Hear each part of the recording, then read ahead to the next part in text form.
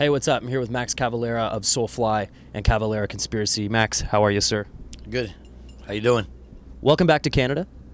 Thank you. Good to be back. Considering the climate that you're used to, how do you like Canada? I mean, you've been up here a million times. Do you have fun when you're here? Oh yeah, I love it. I actually was 3 days ago. We were in we had a festival in Montreal, and it was a really killer metal fest, and all the fans went crazy, and it was awesome. And I'm really looking forward for tonight because this is a date that was supposed to happen quite a while ago. Yeah, that's right. And it could, because Igor couldn't get his visa, we had to cancel that show. But we're here now, and we made it through the border. Actually, we didn't even have to get out of the bus. They let the bus through the border. It was the easiest border ever. Yeah, this morning. I'm so glad. I've never been to Canada that easy. You know, like this morning, they just let us through. Gloria said it was because the guy she talked to from the border knew the band, and I guess he was a fan. He's a fan? Yeah, so he's like, yeah, you guys can go ahead. You know, just go on through. I'm not gonna wake up everybody. Don't make nobody get out. Normally, got to get out of the bunk, 5 in the morning, grumpy, you know, groggy. Cops. Yeah, you know, do the whole 9 yard. But this was the easiest border. And I'm really excited to be here. I think it's going to be a great show. We're on a killer tour mode right now. You know, we've been touring now for 2 weeks. The tour is going great. The shows are awesome. The set list is killer. We play everything. All the Cavalera material from both records. We play Sepultura, some classic Sepultura stuff like Arise, Troops of Doom, Roots, Refuse. So, yeah, it's going to be fun. Looking forward for tonight. I have to ask. I mean, you mentioned you're on this tour cycle, and the new record's out, Blunt Force Trauma. How does it feel playing the new stuff live? Are you guys comfortable with it? How does it going off? People digging it? Yeah, we added a couple of new songs on this tour that we weren't playing in the beginning, and they're coming out great. Which is I Speak Hate, which I get everybody to sing the chorus, and I'm really impressed by how much people knows the song and how much people are singing the chorus. I Speak Hate with me every night. It's great, and we're doing also the video Killing Inside, which is the video that we did for the record. It's a song that I get the crowd also singing along with me because I get kind of catchy chorus. I try to get them very motivated. I actually don't play guitar for half of that song, so I just get with the crowd, try to get as interactive as possible with the crowd, and then we play all the other stuff. Like we open it with Warlord, which is a great opener. It kicks off the record and kicks off the live show, followed by Torture, which is a trash one, and then we play Thrasher, which is another trash one. Blunt Force Trauma is another trash one. So it's a lot of fast shit on the show. So it's a lot of high energy show. Were you a fan of punk rock growing up at all? Yeah. Me and Igor, we like a lot of hardcore punk. I got into the early stuff first: Ramones, Clash, Sex Pistols, and then I found more bands like later, like Discharge, Exploited, GBH, English Dogs, and then I discovered American hardcore, which punk rock, Dead Kennedys, Black Flag, Bad Brains, which Bad Brains is one of my favorite bands ever, man. I think they're so awesome. They're so revolutionary. And I work with a bunch of people. I work with Jello Biafra on Chaos AD. Yeah, I did a song with on the Blood Force Trauma. There's a song with Roger from Agnostic Front. He sings one song called Lynch Mob. So there's definitely an influence of punk rock in our music. It's funny because I read a review of the album and somebody was saying that it's kind of like a Slayer meets Minor Threat. I mean, you have songs. There's a song on there. I think it's Torture. It's like a minute 50. Yeah. Back in the day, I remember watching I think it was a Headbanger's Journey, the Canadian guys that made the metal doc. Yeah, great show. Yeah, and there's a really cool interview with you down there talking about putting batteries instead of bullets on your belt. I mean, it's just really punk rock. What was it like, being in a band at that time and being a fan of punk but playing metal? Because at that time they were very separate, right? But were you a fan of both at the time? I was. Me and Igor mostly. in Sepultura were the two guys that like punk and like to cross over. And I remember actually buying tapes because at that time couldn't afford really the record. The record was really expensive. So what you would do, you go to the store and you buy cassette tapes. And I remember I bought one that was Discharge on one side and Slayer on the other side. And that was my favorite tape. And I'll listen to them over and over and together. And so, you know, I'd be jamming Slayer and then I'll turn to side B and it'll be Discharge. And I'll continue raging, you know. For me, it was, to me, it was, there's no separation, you know. And I figure out later there was separation in Europe because those bands didn't really cross. They're like different fans, you know. You guys, the Mohawk guys and skinhead guys and metal hairs are separate. But for me, the music was equally aggressive. You know, I could get as much energy, aggression from Slayer that I could get from Discharge. You know, I didn't see the difference with Discharge. The songs were shorter and there was no solos. You know, they don't have a guitar solo, you know, so just like basic riffs. But the intensity of the music was pretty much the same. We managed to actually do the first metal punk show in Brazil with Sepultura and Ratos de Porão, which is a Brazilian punk rock band that came from the punk scene, and they end up being good friends of ours.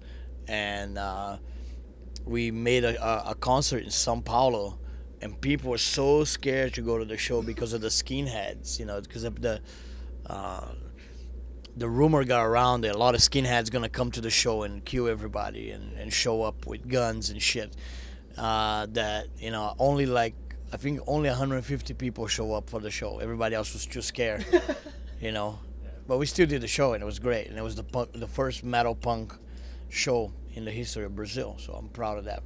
Now, you mentioned you and Igor were both fans of the music. You know, how good does it feel just to be back, you know, working with Igor?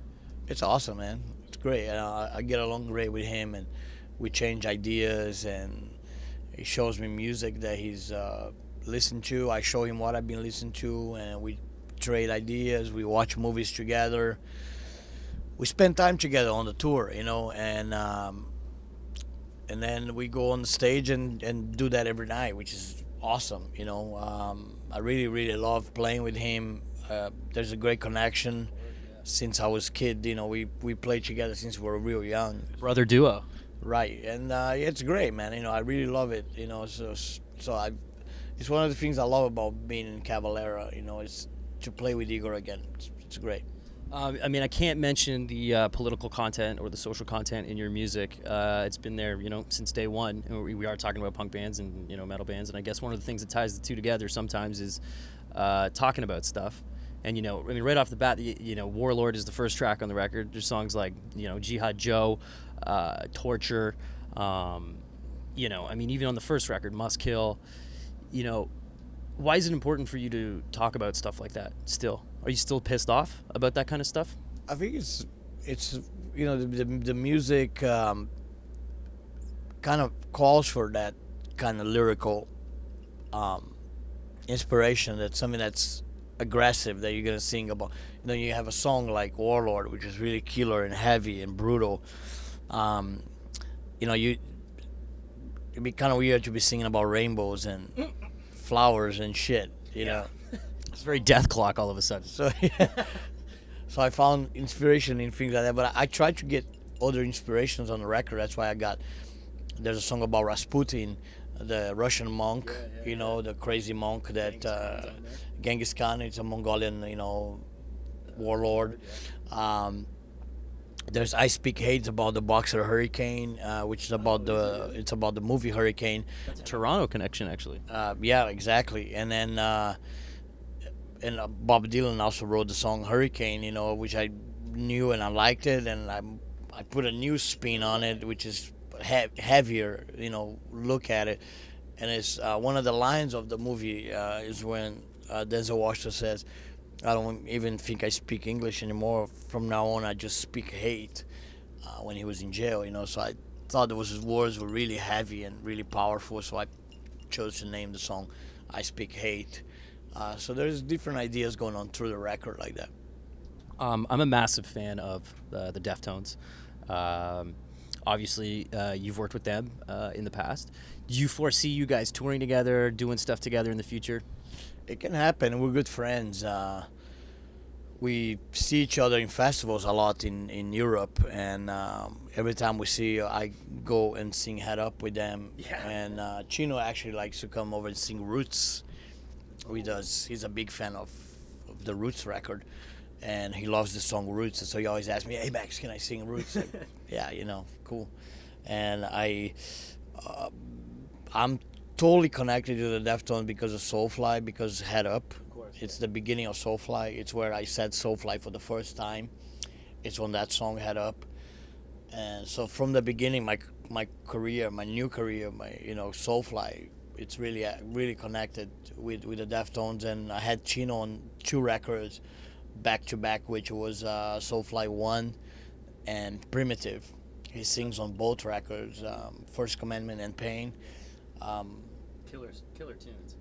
And we're good friends, and we follow each other career. They did a benefit for Chi in LA about a year ago, where I went and sang Head Up, and it was great. They had a big backdrop with a picture of Chi, trying to raise money to help him with this because of the car accident and all that, so it's cool, so I'm good friends with them, so I think it's something that can happen in the future for sure. OneLoveForChi.com is the website if people want to go there and check it out. I have to ask, does it bug you that Sepultura is still a band? I just wonder. Well, it's really, to me, it's more like I don't even, there's nothing there, There's no Cavaleras there. Right. It's the foundation, the original members are not there, and so I mean, to me, it's something that should be called something else. Should have a different name, because it's not, it's not Sepultura. It's like, that band was, a band when we were together, when we were doing stuff. That was Sepultura. Now it's not, but I don't have control over, what they do, but I think, I don't know, the way they behave, I think also it's really, kind of like they try to imagine they are the original. They act like they are the original band when they're not, and they gotta know that that's not real. At some point, you gotta look at yourself in the mirror and go like, I'm not who started this band, and to me, I don't know how their singer can sing stuff like Inner Self, which is really about my life. I wrote those from my own experience, of living in Brazil. So like walking in these dirty streets. Those are like my own words of living in Brazil, so how can somebody that never even, grow up in Brazil can sing those same lyrics? It's beyond me, but, I don't know. I let the fans kind of judge that. When you go back to that time, though, I mean, give me a story, a Sepultura story, from those early days. Was there a moment that stuck out where you were like, "Whoa, this is beyond anything we thought was actually going to happen"?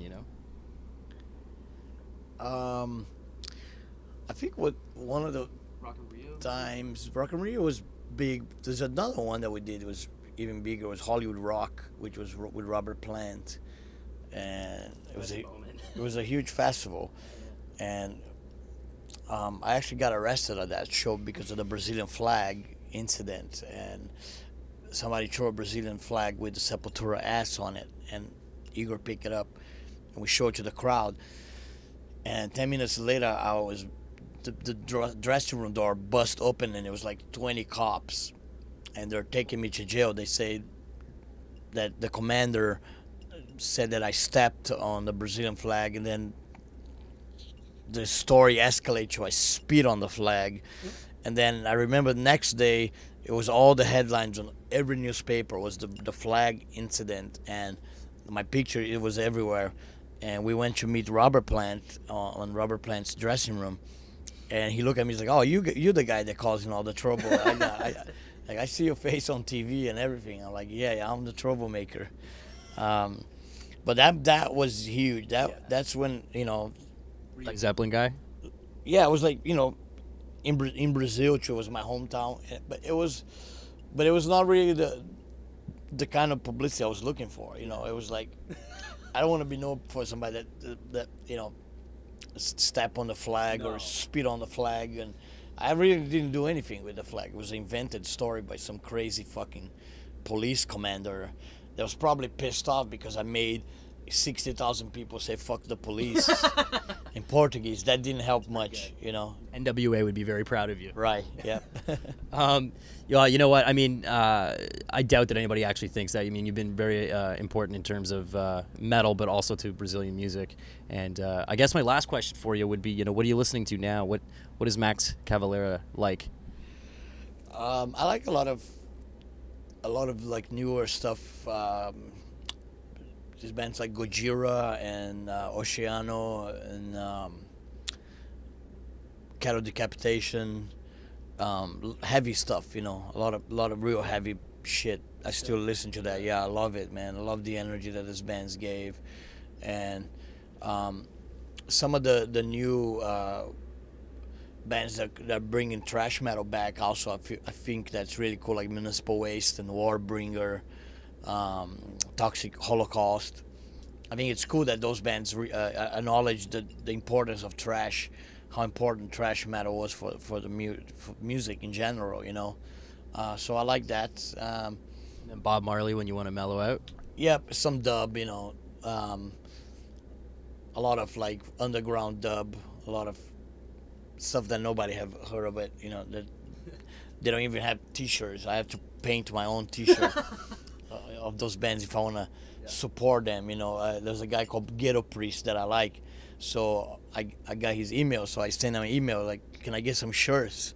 I like to wear some of your shirts, and he emailed me back, we don't have any shirts. You know, we never made any. I was like, you never even made any shirts?